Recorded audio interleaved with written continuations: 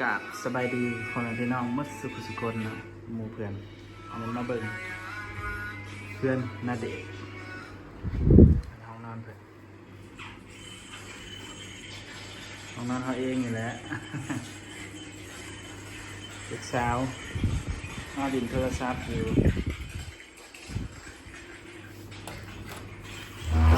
มาเบิ่งข้างนอก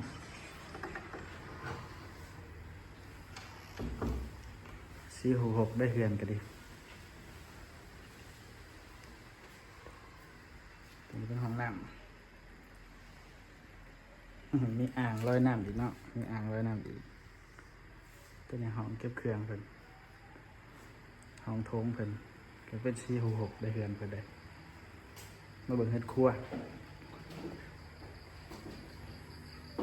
มีเฮือนครัวเพิ่น6ขนาด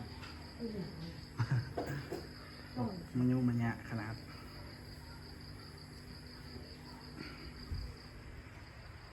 มาเบิ่งข้างนอกเครื่องอันนั้นเครื่องเสียงเพิ่นห้องนอนลูกชายเพิ่น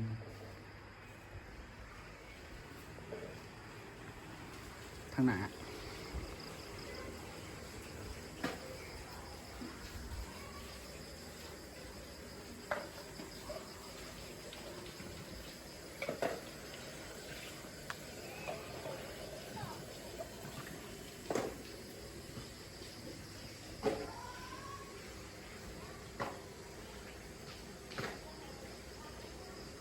เรานั่งเล่นทางหน้าเพิ่น6ขนาด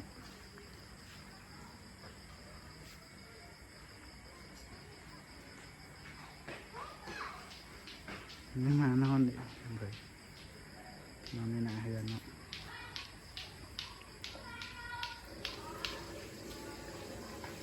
ดิมเดีย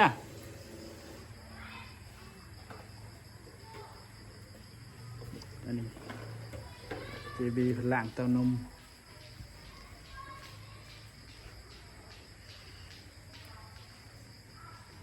เอาเดี๋ยวพาเบิ่งข้าวๆเบิ่งโบราณ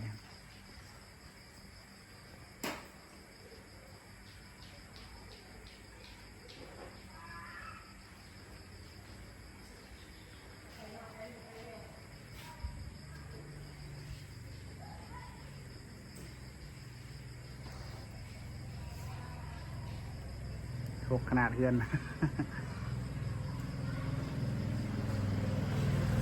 ก็ตักเครื่อง